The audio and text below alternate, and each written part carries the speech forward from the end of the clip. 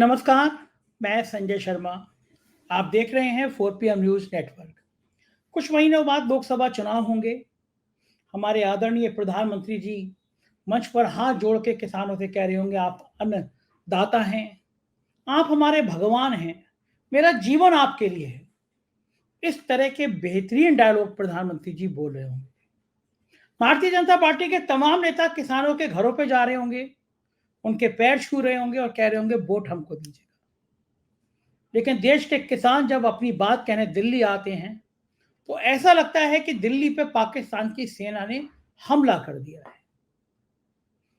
किसानों के स्वागत के लिए बड़ी बड़ी कीलें गाड़ दी जाती हैं रास्तों में, बड़े बड़े पत्थर रख दिए जाते हैं, गाड़ियां खड़ी कर दी जाती हैं और ड्रोन से उन पे आंसू गैस के गोले छोड़े जाते हैं। इतने निर्मम तरीके से उन पे हमले कराए जाते हैं मानो वो किसान नहीं होके आतंकवादी हैं। ये वो देश है जहां कहा गया जय जवान जय किसान। ना जवान की चिंता है और ना किसान की चिंता है। जवान को खत्म करने के लिए अग्निवीर ला दी गई और किसान को खत्म करने के लिए कड़े कानून लागू कर दिए गए। 600-700 किसानों ने अपनी जान दे दी। 1 साल तक आंदोलन चला। तब प्रधानमंत्री जी ने कहा कि मेरी तपस्या में कोई कमी रह गई है, इसलिए मैं 3 बिल वापस ले रहा हूं। एमएसपी लागू करने की बात की गई थी, लेकिन किसानों से जो वादे किए गए थे वो सब हवा हवाई हो गए। क्या फर्क पड़ता अगर किसान दिल्ली आ जाएंगे, प्रधानमंत्री से सरकार से अपनी बात कर लेंगे तो कोई गुनाह हो जाएगा? सरकार तो छोड़िए, कुछ गोदी मीडिया के पत्रकार किसानों के लिए ऐसे लिख रहे हैं कि ये किसान अराजक हैं, ये किसान गलत हैं, ये किसान ही नहीं है, किसानों के देश में कुछ और हैं। और ये कोई पहला मामला नहीं है। ये भान टाइप के पत्रकार, ये गुलाम पत्रकार जिनकी रीढ़ की हड्डी खत्म हो गई, ऐसे पत्रकार पहले भी किसानों को खालिस्तानी और आतंकवादी कहते रहे। शर्म आनी चाहिए, धिक्कार होना चाहिए इनकी पत्रकारिता पर। ये किसान वो हैं जो अपने खून और पसीने से इस जमीन को सींचते हैं। इनका पसीना और खून जमीन में गिरता है तो फिर कहीं से आपको गेहूं के और चावल के वो दाने मिलते हैं जिनसे आप अपना जीवन काटते हैं, अपना परिवार का पेट पालते हैं। इनकी उगाई हुई फसलों से आपका, आपके परिवार का जीवन कटता है और आप इनको आतंकवादी कह रहे हैं। शर्म नहीं आती? साहेब की भक्ति में आप कुछ भी कह देंगे। साहब अबू धाबी गए हैं, एक मंदिर बन रहा है और इतना बड़ा काम हो रहा है कि अबू धाबी में मंदिर बन गया तो भारत की सारी समस्याएं खत्म हो जाएंगी। गोदी मीडिया के स्तुति करने वाले एंकर वहीं पहले ही पहुंच गए हैं। इनको किसानों का दर्द दिखाई नहीं देता, इनको किसानों की परेशानी दिखाई नहीं देती। आज मैं देख रहा था, आज तक के चैनल पे कहा जा रहा था देखिए किसान हिंसक हो रहे हैं और मजबूरी में पुलिस को लाठीचार्ज करना पड़ रहा है, मजबूरी में पुलिस को गोले दागने पड़ रहे हैं। मतलब किसान हिंसक है और पुलिस मजबूर है, बेबस है। कैसी मानसिकता हो गई है टीवी चैनलों की? क्योंकि इनके मालिक का इशारा है कि तुम्हें किसानों के खिलाफ बात करनी है। क्या ये सही है? क्या ये जायज है? कुछ महीनों बाद चुनाव हो रहे हैं और मुझे लगता है कि किसानों की नाराजगी बहुत भारी पड़ेगी। राजनीति का माहौल भी अलग हो रहा है। केजरीवाल लगभग अलग हुए हैं कांग्रेस से। ममता बनर्जी पहले नाराजगी जाहिर कर चुकी हैं कांग्रेस से। नीतीश कुमार अलग हो ही चुके हैं और उत्तर प्रदेश में भी कांग्रेस सपा के गठबंधन की बात आगे नहीं बढ़ रही है। कांग्रेस क्यों कर रही है ऐसा? 2 महीने बाद कौन लड़ेगा चुनाव? किस तरह मोदी का मुकाबला किया जाएगा? राजनीति में ये खेल हो क्या रहा है? इन सब बातों पर बातचीत करेंगे प्रोफेसर अभय दुबे के साथ, देश के जाने माने पत्रकार जिनको आप बड़े बड़े टीवी चैनलों पर देखते हैं। मैं आपको उनके पास लेके चलता हूँ। राजनीति की बहुत गहरी समझ रखते हैं। चलते हैं सीधा प्रोफेसर अभय दुबे के पास। स्वागत है अभय जी 4 न्यूज़ नेटवर्क में आपका। किसानों को अन्नदाता कहते हैं मोदी जी, भगवान कहते हैं मोदी जी। चुनाव आता है तो बिल्कुल चरणों में होते हैं। इस बार किसानों ने कहा कि दिल्ली चल के बात की जाएगी तो वो अस्त्र और शस्त्र दिखाई दे रहे हैं। कीले ऐसी ऐसी शानदार कीले उनकी राह में हैं, ऐसे बैरिकेटिंग है, आंसू के गोले ड्रोन से छोड़े जा रहे हैं, ऐसे मान लो पाकिस्तान ने हमला कर दिया। प्रधानमंत्री जी अबू धाबी निकल गए हैं। गोदी मीडिया इस महिमा मंडन को गाने में लगाया कि वहां एक मंदिर बन गया।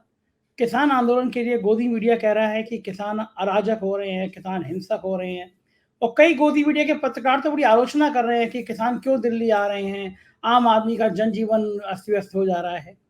क्या सरकार को पता नहीं था कि किसान आ रहे हैं, और पता था तो पहले से तैयारी क्यों नहीं की गई कि वार्ता की जाए कि किसानों को हमेशा इतना दर्द सहना जरूरी है देश में? देखिए, किसानों ने तो दिसंबर में ही घोषणा कर दी थी कि वो दिल्ली मार्च करेंगे, वो फरवरी में दिल्ली मार्च करेंगे, ये घोषणा दिसंबर से है।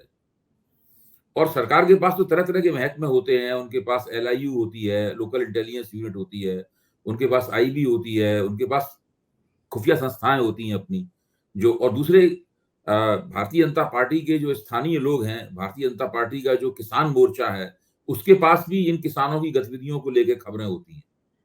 क्योंकि एक ज़माने में वो जब वो विपक्ष में थी, भारतीय भाजपा विपक्ष में थी, तो भारतीय किसान मोर्चा इन संगठनों के साथ मिलकर काम करता था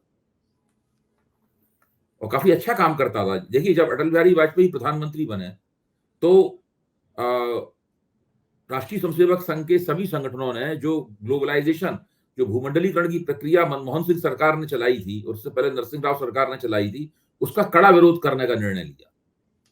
और उसमें भारतीय किसान विद्यार्थी परिषद, भारतीय किसान संघ और इन सबको स्वदेशी जागरण मंच, इन सबको जो नव उदारतावादी नीतियां थी, नई अर्थनीति जो थी, उसके खिलाफ लगाया गया, मोर्चेबंद किया गया।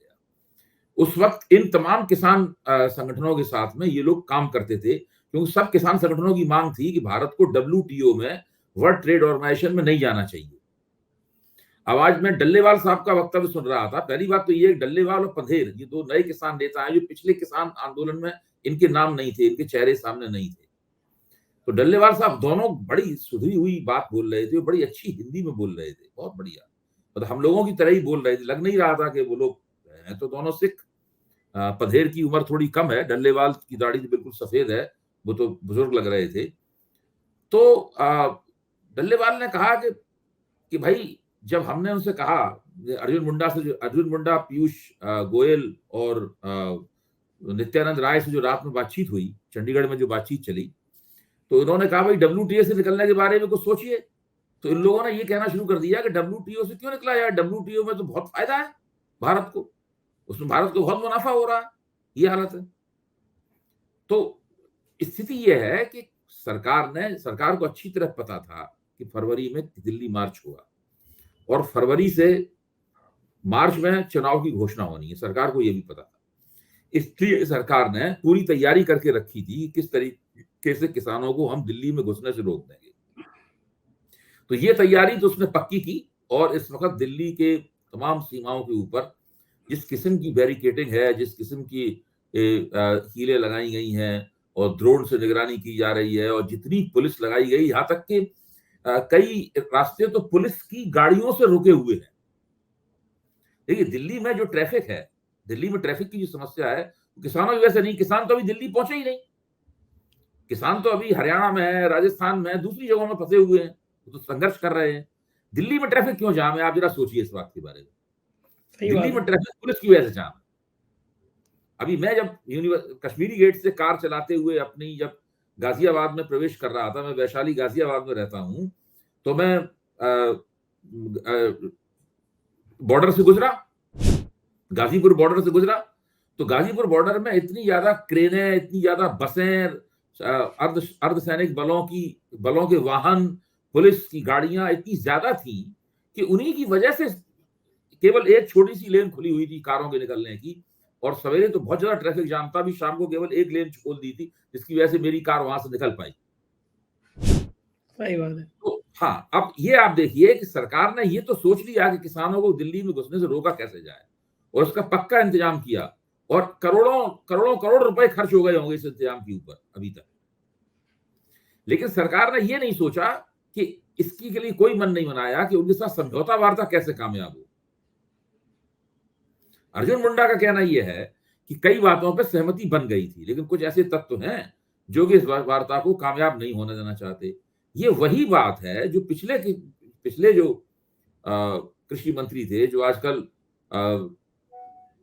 मध्य प्रदेश विधानसभा के अध्यक्ष हो गए हैं, MLA हो गए हैं, वो MP नहीं रहे, वो कहते थे, आपको ध्यान होगा, बिल्कुल वही भाषा फिर से दोहराई जा रही है। इसका सीधा मतलब यह है कि सरकार किसी भी किस्म की कोई मांग मानने के मूड में नहीं है, और खास तौर से एमएसपी वाली मांग मानने के मूड में बिल्कुल नहीं है, न डब्ल्यूटीओ वाली मांग मानने के मूड में है। हाँ, सरकार केसेस वापस लेने की, किसान नेताओं के ऊपर जो मुकदमे वगैरह थे उनको वापस लेने के बारे में कुछ पहलकदमी कर सकती है। हालांकि ये भी एक सवाल है कि अभी तक क्यों नहीं लिए वापस, 2 साल हो गए उस बात को। तो स्थिति यह है कि सरकार मन बना चुकी है कि कोई मांग वांग नहीं माननी है, कोई लिफ्ट नहीं देनी है इन किसान यूनियनों को, बस इन्हें दिल्ली में नहीं घुसने देना है। उसके लिए कुछ भी करना पड़े इस अबे बार जी, सरकार ये तो कहा सरकार जाता को है, पता है कि पिछली बार 6 महीने के धरने के बाद जो दबाव बना था, इस बार हफ्ते भर में ही वो दबाव बन जाएगा और चुनाव बिल्कुल हाँ, सिर पर खड़ा होगा। चुनाव सिर पर है। लेकिन अभय जी, सरकार का ये और कुछ सरकार के समर्थक पत्रकारों का भी कहना ये है कि क्या फ़र्क पड़ता है, किसानों ने पिछली बार इतना आंदोलन किया, किसान बेल्ट में सब जगह बीजेपी जीत गई, बीजेपी के वोट मिल गए बीजेपी को। तो ये एक सरकार का मन है कि किसान कितने मूवमेंट करते रहे, वोट तो हमें मिल जाएँगे, कि ऐसा मन स्थिति है, इसीलिए किसानों की बात भी नहीं सुनी जा रही है? नहीं, मैं नहीं मानता हूँ, ये जो तर्क है, ये तर्क गलत है। उत्तर प्रदेश में, पश्चिमी उत्तर प्रदेश में पिछली बार विधानसभा चुनाव में भारतीय जनता पार्टी को नुकसान हुआ था। वो तो अगर मायावती के वोट भाजपा को ट्रांसफर न हुए होते तो पश्चिमी उत्तर प्रदेश में और भी ज्यादा नुकसान होता। पश्चिमी उत्तर प्रदेश का जो जाट समाज है उसने भारतीय जनता पार्टी को उस तरह से वोट नहीं दिया जिस तरह से वो हमेशा देता था। इसी तरीके से हरियाणा में इस वक्त खासतौर से किसानों के बीच में, जाटों के बीच में भाजपा के खिलाफ बहुत जबरदस्त माहौल है। पिछले विधानसभा चुनाव में जाटों में जो बंटवारा हो गया था, इसकी वजह से अल्पमत में रहते हुए भी कुछ ऐसी स्थिति बन गई भाजपा की कि वो दुष्यंत चौटाला वगैरह की मदद से सरकार बना ले गए। इस बार जाट समाज में ज्यादा बड़ी और जबरदस्त एकता भारतीय जनता पार्टी के खिलाफ वहां पर दिखाई देगी। तो ये कहना अनुचित है। देखिए, पंजाब में अकाली दल के साथ जो भाजपा का साथ छूटा, वो किसान आंदोलन के कारण छूटा। क्या वो किसान आंदोलन की वजह से हुआ नुकसान नहीं है? सही आज बात भी है। अभी लोग देखिए, जो गोदी मीडिया वाले लोग जो कहते हैं ना, इनकी बातों को तो एक कान से सुन के दूसरे कान से निकाल देना चाहिए, क्योंकि उसके पीछे कोई तर्क नहीं होता है। अगर किसान आंदोलन नहीं होता तो आज अकाली दल भाजपा के साथ में होता हुँ। है, लेकिन आज इतनी बड़ी पुरानी पार्टी उनके साथ नहीं है। इसी तरीके से जो बहुत जगहों पे बहुत सारे, हर नुकसान का मतलब ये नहीं होता कि आप चुनाव हार जाएं। ठीक बात है। हाँ, नुकसान बहुत तरह के होते हैं। कुछ नुकसान तो फौरी किस्म के होते हैं, जिसमें आपके वोट कम हो जाते हैं। कुछ नुकसान बहुत दूरगामी किस्म के नुकसान होते हैं। हुँ। भाई, मोदी जी की छवि का क्या हुआ? आपने संसद में पास किए हुए 3 कानूनों को वापस ले लिया। इससे मोदी जी की छवि में सुरखाब का पर तो लगा नहीं। सही बात है, कभी कभी नहीं वो झुके थे वो। हाँ, अब जब इतिहास लिखा जाएगा तो कहा जाएगा ना, सरकार ने किसानों को झुका दिया। भाई, 1 साल तक नहीं, हर इससे तरह के उल्टा छल उल्टा करके, किसानों ने सरकार को झुका दिया। हाँ, किसानों ने सरकार को झुका दिया। 1 साल तक हर तरह का छल करके तमाम टीवी पर फर्जी किस्म के किसान नेता बैठाए गए और उनको बताया गया ये किसानों के असली नुमाइंदे हैं। फिर जो तथाकथित निष्पक्ष पत्रकार हैं, वो राष्ट्रवाद के नाम पर टीवी पर साल भर कलाबाजियां खाते रहे। लेकिन किसानों को बदनाम करते रहे। पता नहीं क्या-क्या किसानों को कहा गया, उन बातों को दोबारा दोहराने की जरूरत नहीं है। उसके बावजूद भी अंततः तो मोदी जी को संसद में पास किए हुए कानूनों के लिए दोबारा विशेष अधिवेशन बुलाना पड़ा और उन कानूनों को फिर से दोबारा वापस करना पड़ा उन्हें। इससे बड़ी सफलता और क्या हो सकती है? अगर मोदी जी को ऐसा ही लगता था कि वो कोई असर नहीं होता तो वो कानून वापस नहीं लेते और हाँ, उसी जो परिस्थिति में उत्तर प्रदेश का चुनाव होता। उसको भी अच्छा, जब मज़े की बात ये है कि जब वो 3 बिल आए थे, तो बड़े-बड़े पत्रकार गोदी मीडिया के कह रहे थे कि ये तो मास्टर स्ट्रोक है, किसानों की ज़िंदगी बदल दी। और जब वापस ले लिया तब भी कह रहे थे ये तो मास्टर स्ट्रोक है, वापस ले लिया, मास्टर स्ट्रोक है, मास्टर बोलिए, स्ट्रोक देखिए, मास्टर स्ट्रोक मारने का अधिकार और परिस्थिति केवल मोदी जी के पास होती है। हाँ, पर ऐसा लगता है कि केवल एक ही बल्लेबाज है हिंदुस्तान में, उसके पास बैट है और वो हमेशा जब चाहता है तो उस बैट से एक मास्टर स्ट्रोक मार देता है। हाँ, वो जो करता है वो मास्टर स्ट्रोक हाँ, होता है। मैं देखा मंत्र था। मोदी जी के पास एक और क्षमता है, मंत्र पढ़ने की, मंत्र देने की। टीवी पे हाँ, आता है मोदी मंत्र आया, मोदी मंत्र दिया। हुँ। मैं तो उसे देख रहा था कि वो जो भाषण था राज्यसभा में, शुरू नहीं हम्म, हुआ, उससे पहले लिख के आ रहा था एक चैनल पर, हम्म, 400 सीटें जिताने वाला मोदी प्रधानमंत्री का ऐतिहासिक भाषण। शुरू नहीं हुआ हम्म, अभी, लेकिन हम्म, उनको पता था कि ये भाषण 400 सीटें जिता देगा। अच्छा, ये मानसिकता कहाँ से आती है पत्रकारों में, हम्म। टीवी चैनलों में? मैं तो इसको मान दो दो दोनों तरह की बातें हैं। एक तो ये है कि सरकार की तरफ से सरकार के इस तरह के लोग हैं जो इनको एजेंडा देते हैं, ये बात सही है। दूसरे कई चैनल ऐसे हैं जिनको फीड किया जाता है, जिनको आर्थिक मदद भी मिलती है। देखिए, इन चैनलों का जो बिजनेस मॉडल है वो बहुत कमजोर है। बहुत मुनाफा इन चैनलों में नहीं होता, पैसे होते हैं बहुत खर्च। तो ये नैरेटिव बनाने के लिए माहौल बनाने का काम करते हैं सरकार का। तो सरकार भी चाहती है कि ये लगातार चलते रहें। कुछ चैनलों के पीछे पुराने बड़े मीडिया संगठन है, जैसे आज तक के पीछे मान लीजिए इंडिया टुडे है, या एबीपी के पीछे आनंद बाजार पत्रिका है। इनके बारे में तो मैं मान सकते हैं कि इनके पास, या जो नेटवर्क 18 है उसके पीछे रिलायंस है, एनडीटीवी के पीछे अदानी साहब हैं। तो ये तो हैं, लेकिन इसके अलावा जो पत्रकारों द्वारा फ्लोट किए गए चैनल हैं, उन चैनलों की अगर अर्थव्यवस्था की पूरी जांच की जाए तो पता चलेगा कि इनको कहीं ना कहीं से कुछ मिलता है। अच्छा, ये पारदर्शिता क्यों नहीं होती कि भाई सरकारें दे रही हैं अगर किसी संस्थान को, तो हर चीज, जब मोदी जी कहते हैं सब कुछ पारदर्शी है, तो सरकारें ये जारी करें ना, कि सूचना विभाग हर राज्य का जारी करे कि भाई इस चैनल को इस महीने इतना रुपया, इसका मैगजीन को इतना रुपया। तो एक पाठक को, एक आदमी को पता तो चलना चाहिए कौन सा मीडिया हाउस सरकार से अरे कितने रुपए। संजय जी, कोई पैसा सफेद सफेद धन थोड़ा दिया जाता है। अच्छा। ये कोई पैसा ऐसा थोड़ी ना है कि जो चेक से और बैंक के ड्राफ्ट से दिया जाता है। और ना ये कोई ऐसा है कि कोई कोई कोई कैपिटल कैपिटल इन्वेस्टमेंट हो रहा हो इनके इनके अंदर। ऐसा थोड़ी ना होता है। ब्लैक मनी होती है मीडिया हाउस ब्लैक के मनी पीछे। होता है, या बड़े पूंजी किसी पूंजीपति से कह दिया जाता है, वो मदद कर देता है। बहुत तरीके हैं मदद करने के। मतलब ये इनके धंधे भी सब ब्लैक मनी से चल रहे हैं। सब ऐसे ही चलता है। देखिए, जो जो सत्ता सरकार, जो पावर सरकार में होती है, वो अपने लिए सारे पत्ते सुरक्षित रखती है। सारे ट्रम्प के पत्ते उसी के पास होते हैं, तुरुप के सारे इक्के उसके पास होते हैं। तो वो जब चाहती है, या उसके पास हर पत्ता जो होता है वो तुरुप का ही इक्का होता है। तो वो जब चाहती है तुरुप के बहुत ज्यादा, देखिए जिसके पास सरकार होती है उसकी ताकत, सरकार देश की सबसे बड़ी एजेंसी है। उसके पास हिंसा करने की संविधान सम्मत शक्ति है। वो आपका घर गिरा सकती है सरकार, आपको गिरफ्तार करके जेल में डाल सकती है, वो आपको जमानत न मिले इसका बंदोबस्त कर सकती है।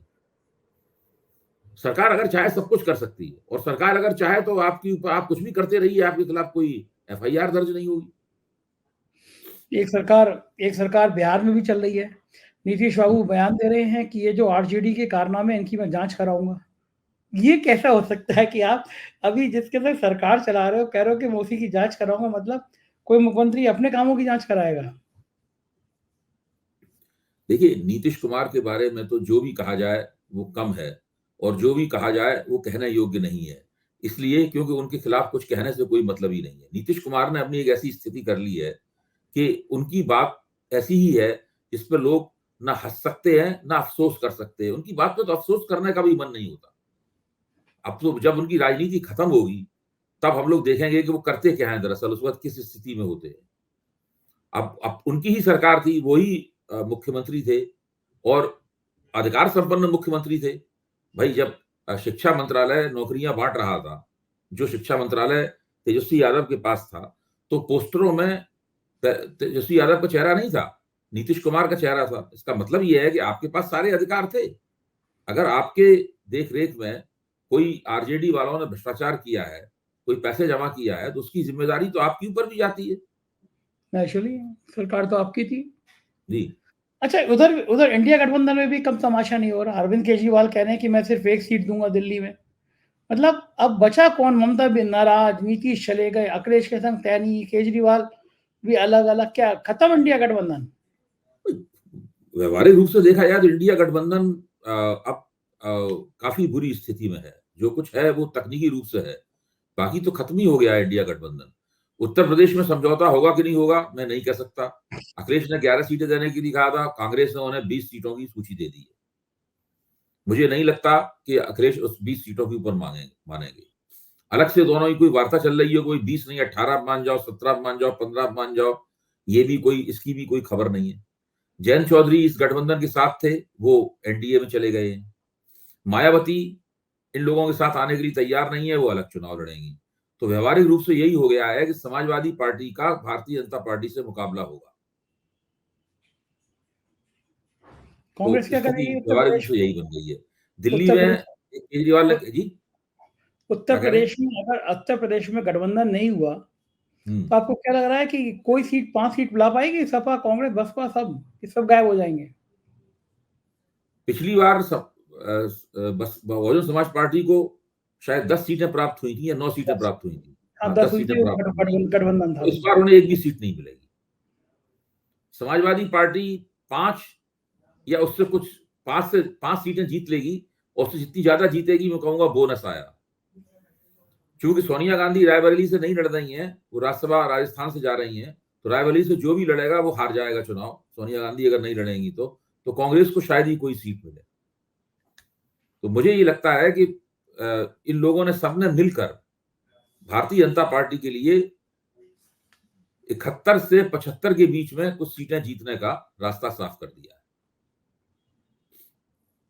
तो कांग्रेस पश्चिमी इतनी उत्तर प्रदेश में जो कुछ मुकाबला था वो भी खत्म हो गया। कर जैतपुर, क्यों रही है दिल्ली, कांग्रेस? इतनी गलती क्यों कर रही है? बात क्यों नहीं कर रही? सीट शेयरिंग क्यों नहीं कर रही कांग्रेस?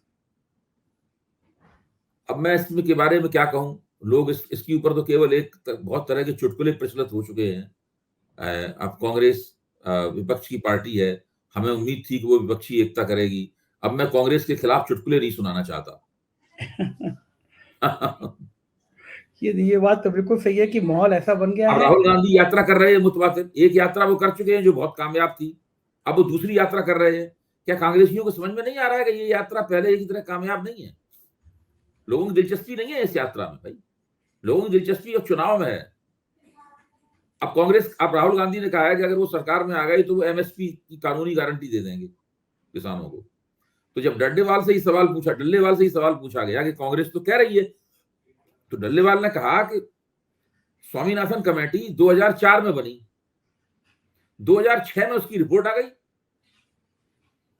इस पूरी अवधि में कांग्रेस सत्ता में थी। कांग्रेस 2014 तक सत्ता में रही, यानी 8 साल उसके बाद कांग्रेस और सत्ता में रही। कांग्रेस ने तो उस कमेटी की रिपोर्ट लागू नहीं की। तब फिर भारतीय जनता पार्टी ने दावा किया कि वो करेगी लागू। भारतीय जनता पार्टी चुनाव जीती। अब 10 साल हो चुके हैं भाजपा को सत्ता में, भाजपा ने भी उस रिपोर्ट को लागू नहीं किया। तो स्थिति यह है कि कांग्रेस ने भी जो किया है सत्ता में रह के, वो कोई ऐसा नहीं है कि भाजपा से उसने कोई बहुत अच्छे काम किए हों। मैं तो ये मानता हूं कि कांग्रेस सत्ता में अगर आ गई तो मुसलमानों के ऊपर बुलडोजर चलने बंद हो जाएंगे। मुसलमानों के घरों पर मुसलमानों को जो लिंच वगैरह किया जाता है गोरक्षा वगैरह के नाम पर, ये सब बंद हो जाएगा। लेकिन बाकी कुछ क्या बदलेगा अर्थव्यवस्था के मामले में? क्या बदलेगा? अभी ईशान बख्शी ने, जो कि बहुत अच्छे अर्थशास्त्री हैं, इंडियन एक्सप्रेस में एक लेख लिखा था जिसमें उन्होंने तुलना की थी कि कांग्रेस की आर्थिक नीतियों और भाजपा की आर्थिक नीतियों में क्या अंतर है और क्या समानता है। तो उन्होंने पाया कि दोनों के बीच में तकरीबन समानता है। दोनों एक सी अर्थनीतियों में काम करते हैं। दोनों ही अंतरराष्ट्रीय वित्तीय पूंजी की, जो वर्ल्ड फाइनेंस कैपिटल की जो शक्तियां हैं, उन शक्तियों के निर्देश पे अपनी अर्थव्यवस्था चला रहे हैं। इन दोनों के बीच में केवल 19-20 का फर्क है। कोई किसी तरीके से एक ही बात को लागू कर रहा है। तो तर्क यह है कि हम ये काम ज्यादा अच्छे तरीके से करेंगे। कांग्रेस ये काम इतने अच्छे तरीके से नहीं कर पाई, और कांग्रेस भी सत्ता में आएगी तो वो भी अर्थव्यवस्था कहेगी हम भाजपा ज्यादा अच्छे तरीके से चला रहे हैं। ये रटा रटाए डायलॉग होते हैं जो बोले जाते हैं। हाँ, इसमें कोई देखिए, मैं तो बहुत दिनों से इस बात को कह रहा हूं, और ये कांग्रेस ने विपक्ष की एकता करने के लिए जो काम जरूरी थे, जो कांग्रेस को पता थे कि उन्हें करना है, कांग्रेस ने नहीं किए। अब ये साबित हो गया है। इसके लिए अब कोई कयासबाजी की और आरोप लगाने की जरूरत नहीं है। ये जमीनी तौर पर साबित हो गया है कि कांग्रेस को जो करना चाहिए था वो कांग्रेस ने नहीं किया। इसका मतलब यह है कि मोदी की तीसरी बार वापसी का रास्ता कांग्रेस ने सुगम किया। ऐसा क्यों किया होगा कांग्रेस ने? क्यों किया मुझे होगा? लगता है कि लोगों में कहीं ना कहीं मोदी से टकराने के आत्मविश्वास का भी अभाव है। भाई शुरू में हम सब लोग कहते थे कि जहां कांग्रेस का आधार है, जहां कांग्रेस भाजपा के सामने सीधे टक्कर में है, कांग्रेस को वहां चाहिए कि वो वहां जोर मारे। और वहां पे जहां 2019 में बुरी तरह हार गई थी कांग्रेस, मोदी ने 95%, 90%, 100% स्ट्राइक रेट निकाला था, कांग्रेस वहां पे जोर मारे। हम लोगों ने ये कहा था जहां पे कांग्रेस कमजोर है और जहां उसका कोई आधार नहीं है वहां कांग्रेस, जिनके पास शक्ति, जिन विपक्षी पार्टियों के पास ताकत है, उन्हें लड़ने दे। लेकिन कांग्रेस बहसबाजी कहां कर रही है? कांग्रेस यूपी में बहसबाजी कर रही है, जहां उसके पास न कार्यकर्ता है न उम्मीदवार है। कांग्रेस पश्चिम बंगाल में बहसबाजी कर रही है, जहां उसके पास कार्यकर्ता है न उम्मीदवार है। ये इस बात का सबूत है कि कांग्रेस में सब कुछ ठीक नहीं है। कुछ ऐसा लोचा है, मराठी में एक लोचा शब्द बड़ा अच्छा है, कुछ ऐसा लोचा है मराठी कांग्रेस के अंदर, जो अभी तक उसका रहस्य समझ में नहीं आया है कि चक्कर क्या है भाई।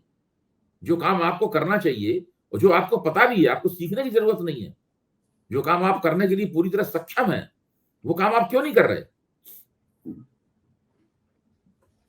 अभय जी, उत्तर प्रदेश में अगर कांग्रेस, सपा और बसपा तीनों अलग अलग लड़ते हैं, आप तो उत्तर प्रदेश की राजनीति को बहुत करीब से जानते हैं, तो क्या लगता है आपको मुस्लिम वोट ज्यादा किसको मिलेंगे? बिखरेंगे या एक पोस्ट जाएंगे? और अगर बिखरेंगे तो किसको ज्यादा मिलेंगे? समाजवादी पार्टी को मिलेंगे ज्यादातर वोट समाजवादी पार्टी को मिलेंगे, क्योंकि बीजेपी का मुकाबला सब जगह समाजवादी पार्टी ही करती हुई नजर आएगी। जो पार्टी बीजेपी का मुकाबला करती हुई नजर आएगी, मुसलमानों के अधिकतम वोट उसको प्राप्त होंगे। कुछ वोट इधर उधर जा सकते हैं, बाकी वोट उसी को प्राप्त होंगे, लेकिन उतना काफी नहीं होगा। केवल यादवों और मुसलमानों के दम पे आप बीजेपी को नहीं हरा सकते। एक माहौल भी शायद बन नहीं पाएगा अगर सब अलग अलग नहीं, लड़ेंगे। बिल्कुल नहीं बन पाएगा माहौल तो देखिए, जिस दिन से नीतीश कुमार ने छोड़ा है, पलटी मारी है, उसी दिन से एकता का जो सेंटीमेंट था, एकता का जो जज्बा था, वो नष्ट हो गया है। अब देखिए, महाराष्ट्र में अशोक चौहान चले गए बीजेपी में। ये आप क्या समझते हैं? कांग्रेस के लिए छोटा मोटा धक्का है? बहुत बड़ा धक्का है। वो मराठवाड़ा इलाके के बड़े नेता थे, आप कह सकते हैं मराठवाड़ा इलाके के खानदानी नेता थे। ये गलती कर रही है कांग्रेस, अपने नेताओं को एकजुट नहीं हो पा रही। जाहिर है ये कि संगठन में आप गलती मानते होंगे, संगठन में वैचारिक कल स्तर मैंने पर। कहा भी था आपके साथ चर्चा में, मैंने कहा भी था कि नाना पटोले के साथ उनके बड़े मतभेद थे, जो अध्यक्ष थे, तो वो उसकी शिकायतें भी करते रहे वो आला कमान से। आला कमान के पास फुर्सत नहीं है इस तरह की बातों को दुरुस्त करने की। पर आमतौर पर क्या होता है कि जब दो बड़ी ताकतें आपस में टकराती हैं किसी राज्य में, तो आला कमान का काम होता है उसमें पंच फैसला करता है, दोनों को बैठाता है आमने सामने, वो कहता है कि भाई जो कुछ एक दूसरे से कहना सुनना हो यहाँ क्या सुन लो, बाहर जाओ, मिलजुल के प्रेस कॉन्फ्रेंस करो, एकता का चेहरा दिखाओ। अमित शाह ने शुरू में भाजपा में जो बहुत सारे इस तरह के जो भाजपा की सुविधार आपस में लड़ते थे, तो अमित शाह ने एक तरीका निकाला था, दोनों को एक कमरे में बैठाते थे जब वो पार्टी के अध्यक्ष थे, वो कहते थे कि जो कुछ कहना हो यही कह लो, और बाहर निकलकर एकता की कॉन्फ्रेंस करो, वरना दोनों को निकाल दूंगा पार्टी से। तो वो ज्यादातर समस्याएं हल कर देते थे। आजकल भाजपा में भी भाजपा को भी मुश्किल हो रही है जो राज्यों के स्तर पे जो गुटबाजी होती है उसको दुरुस्त करने में, लेकिन पहले शुरू में तो अमित शाह ही करने में कामयाब रहे थे। हाँ, माहौल बना दिया था उन्होंने। ठीक बात है, बिल्कुल सही बात है। कांग्रेस ये नहीं बना पा रही, और मुझे लगता है कि लोकसभा चुनाव बहुत कम समय बचा है, इसके बहुत खतरनाक नतीजे सामने आ सकते हैं।